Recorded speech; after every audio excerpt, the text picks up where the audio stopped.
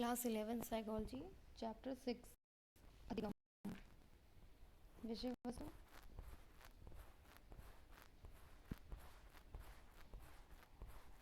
परिचय। अधिगम का स्वरूप हम पहले ही बता चुके हैं कि मनुष्य के व्यवहार में अधिगम की भूमिका महत्वपूर्ण है। यह व्यक्ति के अनुभव फलस्वरूप होने वाले व्यापक परिवर्तनों की श्रृंखला का द्योतित करता है। अधिगम को हम अनुभवों के कारण व्यवहार में अथवा व्यवहार की क्षमता में होने वाले अपेक्षाकृत स्थायी परिवर्तन के रूप में परिभाषित कर सकते हैं। ध्यातव्य है कि व्यवहार में कुछ परिवर्तन दबाव के उपयोग अथवा थकान के कारण भी घटित होते हैं। ये परिवर्तन अस्थायी होते हैं, इनको अधिगम नहीं माना जाता। उन परिवर्तनों को ही अधिगम माना जाता है जो अभ्यास और अनुभव के कारण होते हैं और जो अपेक्षाकृत स्थायी होते हैं। अधिगम की विशेषताएं। अधिगम की प्रक्रिया कुछ अपनी खास विशेषताएं हैं। पहली विशेषता यह है कि अधिगम में सदैव किसी न किसी तरह का अनुभव सम्मिलित रहता है। हम एक घटना को बहुत एक बार निश्चित क्रम में घटित होते हुए अनुभव करते हैं। हम जान जाते हैं कि अमुक घटना के तुरंत बाद दूसरी निश्चित घटनाएं होंगी। उदाहरणार्थ, छात्रावास में सूर्यास्त के बाद घंटी बजने से छात्र समझ जाते हैं कि अब भोजनालय में रात का खाना तैयार हो गया है। किसी चीज़ को एक विशेष तरीके से करने के बाद बार बार प्राप्त संतुष्टि का अनुभव हमें उसको उसी प्रकार से करने की आदत डाल देता है। कभी कभी केवल एक बार किया गया अनुभव भी अधिगम के लिए पर्याप्त होता है। दिया सलाई जलाते समय अगर तीली रगड़ते ही किसी बच्चे की उंगली जल जाती है तो ऐसे एक ही बार के अनुभव से वह भविष्य में दिया सलाई का उपयोग करते समय सावधान होना सीख लेता है। अधिगम के कारण व्यवहार में होने वाले परिवर्तन अपेक्षाकृत स्थायी होते हैं। इनको व्यवहार में होने वाले उन परिवर्तनों से अलग पहचानना चाहिए जो ना तो स्थायी होते और ना ही सीखे गए होते। उदाहरणार्थ, थकान, औषधि, आदत आदि के कारण भी बहुधा व्यवहार में परिवर्तन होते हैं। मान लीजिए आप मनोविज्ञान की पाठ्यपुस्तक कुछ समय से पढ़ रहे हैं या मोटर कार चलाना सीख रहे हैं, तो एक समय आता है जब आप थकान महसूस करते हैं। ऐसी स्थिति में आप पढ़ना या कार चलाना छोड़ देते हैं। व्यवहार में यह स्थायी परिवर्तन थकान के कारण उत्पन्न हुआ है, इसे अधिगम नहीं माना जाता। आइए व्यवहार में होने वाले परिवर्तन का एक दूसरा उदाहरण लिया जाए। मान लीजिए आपके पड़ोस में विवाह हो रहा है। इससे देर रात तक काफ़ी शोर होता है। प्रारंभ में शोरगुल से आपके कार्य में व्यवधान पड़ता है। आप परेशानी अनुभव करते हैं। जब शोरगुल होता रहता है तो आप कुछ उन्मुखीकरण के प्रतिवर्त करते हैं। यह प्रतिवर्त धीरे धीरे कमज़ोर पड़ जाते हैं और अंत में इन्हें पहचानना संभव नहीं रह जाता। यह भी एक प्रकार का व्यवहार में परिवर्तन है। यह परिवर्तन उद्दीपक के लगातार उद्भाषण के कारण होता है।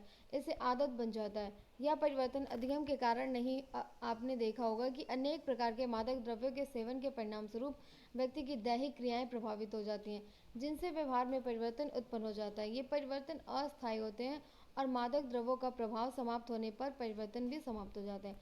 अधिगम में मनोवैज्ञानिक घटनाओं का एक क्रम निहित होता है। यदि हम एक विशिष्ट अधिगम प्रयोग का वर्णन करें तो यह स्पष्ट हो जाएगा कि मान लीजिए कि मनोवैज्ञानिकों की रुचि इस बात को समझने में है कि शब्दों की एक सूची कैसे सीखी जाती है, तो वे निम्नलिखित अनुक्रमों का अनुपालन करेंगे। पूर्व परीक्षण करना कि कोई व्यक्ति अधिगम के पहले कितना जानता है। निर्धारित समय में स्मरण करने के लिए शब्दों की एक सूची प्रस्तुत करना। इस समय के दौरान नूतन ज्ञान प्राप्त करने के लिए व्यक्ति के द्वारा शब्दों की सूची का प्रक्रमण करना। प्रक्रमण की पूर्ण होने के उपरांत नूतन ज्ञान अर्जित होना जो अधिगम होगा, तथा कुछ समय व्यतीत हो जाने के उपरांत व्यक्ति के द्वारा प्रक्रमित सूचना का पुनः स्मरण करना।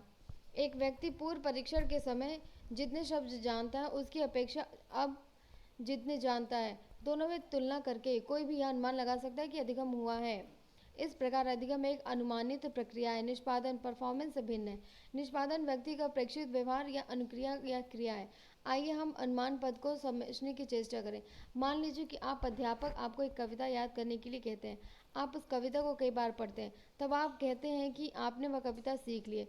उस आपसे कविता का पाठ करने के लिए कहा जाता है। आप कविता को सुना देते हैं।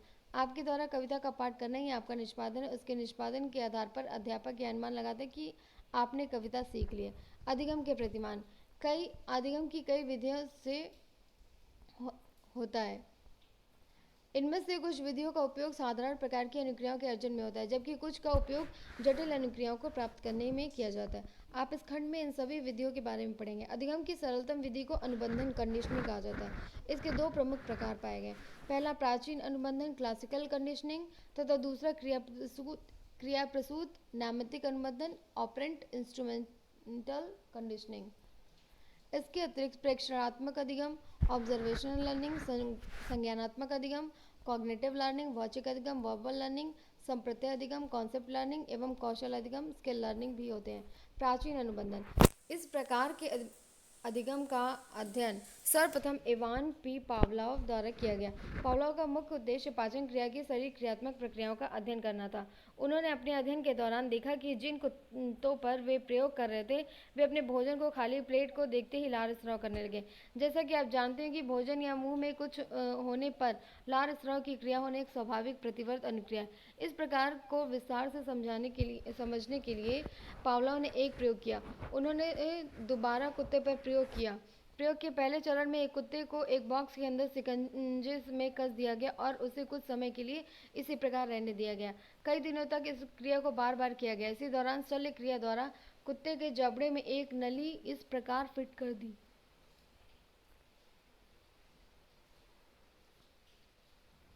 कर दी गई कि मुंह में निकलने वाली लार उस नली में तुरंत होते हुए शीशे के एक मापन ग्लास में एकत्र हो जाए। इस प्रायोगिक दशा को चित्र 6.1 में प्रदर्शित किया गया। प्रयोग के दूसरे चरण में कुत्ते को भूखा रखने के पश्चात शिकंजे में कस दिया गया।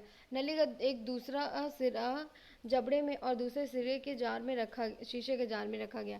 इसके बाद एक घंटी बजाई गई और उसके तुरंत बाद उसे खाने के लिए भोजन मांस चूर दे दिया गया। कुत्ते को भोजन करने दिया गया। अगले कुछ दिनों तक उसे हर बार घंटी की ध्वनि के बाद मांसचूर प्रदान किया गया। इस तरह के कई प्रयास के पश्चात एक परीक्षण पावलोव के शिकंजे में अनुबंधन के लिए कुत्ता, लार ग्रंथियों की लगी नली, लार मापन हेतु कप, अभिलेखन प्रकरण, एक ओर से दिखने वाला शीशा, भोजन। एक परीक्षण प्रयास किया गया जिसमें हर प्रक्रिया पूर्ववत थी सिवाय इसके कि प्रयास में कुत्ते को घंटी बजाने के बाद भोजन नहीं दिया गया। कुत्ता मांसचूर प्राप्ति की आशा से घंटी की ध्वनि सुनने के बाद लार टपकाता रहा क्योंकि घंटी के साथ भोजन का संबंध था। घंटी और भोजन के बीच सहचर्य के फलस्वरूप घंटी की ध्वनि के प्रति कुत्ते द्वारा लार के स्राव के रूप में प्रदर्शित एक नई अनुक्रिया की प्राप्ति हुई। इसे अनुबंधन कहा गया। आपने देखा कि कुत्ते को जब भोजन दिया जाता तो वह लार टपकाने लगता। अतः भोजन अनुबंधित उद्दीपक अनकंडीशनल स्टिमुलस यूएस है और इसके बाद होने वाला लार स्राव अनुबंधित अनुक्रिया अनकंडीशनल रिस्पॉन्स यूआर है। अनुबंधन के पश्चात घंटी की ध्वनि की उपस्थिति में लार का स्राव होने लगता है। घंटी अनुबंधित उद्दीपक कंडीशन स्टिमुलस सीएस बन जाती है और लार का स्राव अनुबंधित अनुक्रिया कंडीशन रिस्पॉन्स सीआर। इस प्रकार के अनुबंधन को प्राचीन अनुबंधन क्लासिकल कंडीशनिंग कहते हैं। तालिका में प्रदर्शित किया गया। स्पष्ट है कि प्राचीन अनुबंधन में अधिगम की स्थिति में दो उद्दीपक घंटी की ध्वनि तथा भोजन के बीच साचर स्थापित होता है और एक उद्दीपक घंटी की ध्वनि दूसरे उद्दीपक भोजन के आने की सूचना देने वाला बन जाता है। यहाँ एक उद्दीपक दूसरे उद्दीपक के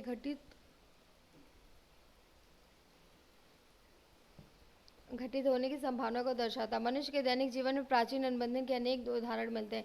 कल्पना कीजिए कि आप खाना खाकर अभी अभी तृप्त हुए हैं, तभी आप देखते हैं कि बगल की मेज पर मिठाई परोसी गई है। आपके मुंह में अपने स्वाद का संकेत देती है और लार स्राव आरंभ हो जाता है। आप उसे खाने जैसा अनुभव करते हैं। यह एक अनुबंधित अनुक्रिया है। दूसरा उदाहरण लीजिए। शैशवावस्था में बच्चे तीव्र ध्वनि से स्वाभाविक रूप से डरते हैं। मान लीजिए एक छोटा बच्चा फूला हुआ गुब्बारा पकड़ता है तो तीव्र ध्वनि के साथ उसके हाथों में फट जाता है। बच्चा डर जाता है। अगली बार वह गुब्बारा पकड़ाया जाता है तो उसके लिए यह तीव्र ध्वनि का संकेत बन जाता है और भय की अनुक्रिया उत्पन्न होता है। अनुबंधित उद्दीपक सीएस के रूप में गुब्बारे और अनुबंधित उद्दीपक यूएस के रूप में तीव्र ध्वनि के साथ साथ प्रस्तुत किए जाने का कारण होता है। अनुबंधन के चरणों और संक्रियाओं के बीच संबंध। अनुबंधन के चरण, उद्दीपक की प्रकृति, अनुक्रिया की प्रकृति। अनुबंधन के पूर्व भोजन यूएस, घंटी की ध्वनि, लार स्राव, चौंकना, कोई विशेष अनुक्रिया नहीं। अनुबंधन के समय घंटी की ध्वनि सीएस प्लस भोजन यूएस, लार स्राव यूआर। अनुबंधन के पश्चात घंटी की ध्वनि सीएस और लार स्राव सीआर। प्राचीन अनुबंधन के निर्धारक। प्राचीन अनुबंधन में कितनी जल्दी से और कितनी मजबूती से अनुक्रिया प्राप्त होती है यह अनेक कारकों पर निर्भर करता है। अनुबंधित अनुक्रिया के अधिगम को प्रभावित करने वाले कुछ प्रमुख कारक। उद्दीपकों के बीच संबंध।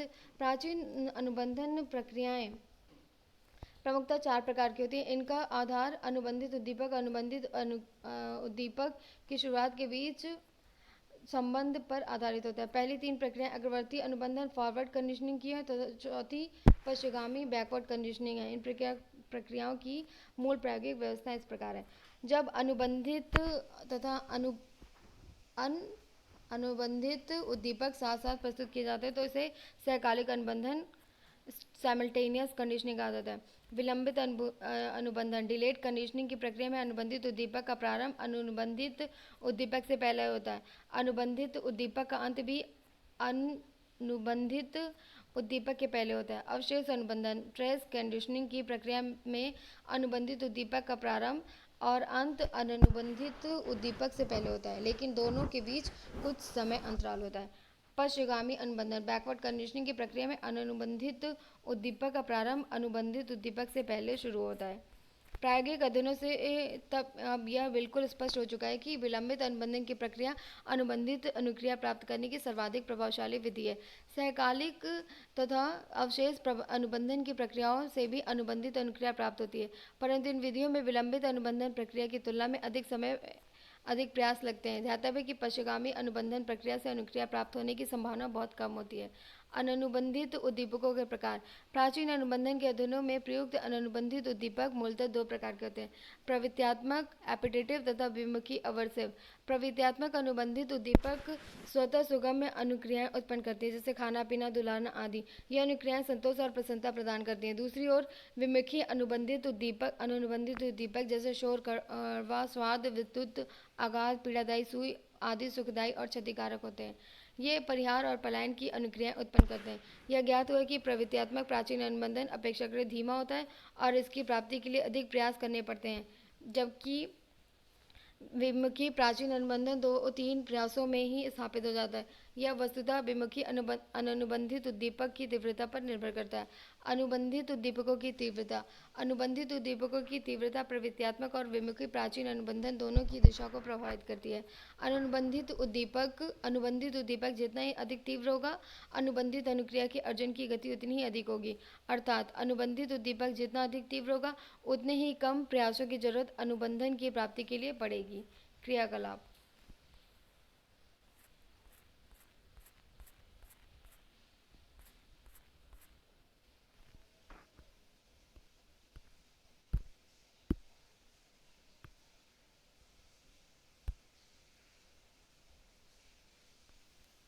अनुबंधन के चरणों और संक्रियाओं के बीच संबंध। अनुबंधन के पूर्व भोजन, घंटी की ध्वनि, लार स्राव, चौंकना कोई विशेष अनुक्रिया नहीं। अनुबंधन के समय और पश्चात घंटी की ध्वनि CS प्लस भोजन US, लार स्राव UR। फिर घंटी की ध्वनि CS, लार स्राव CR।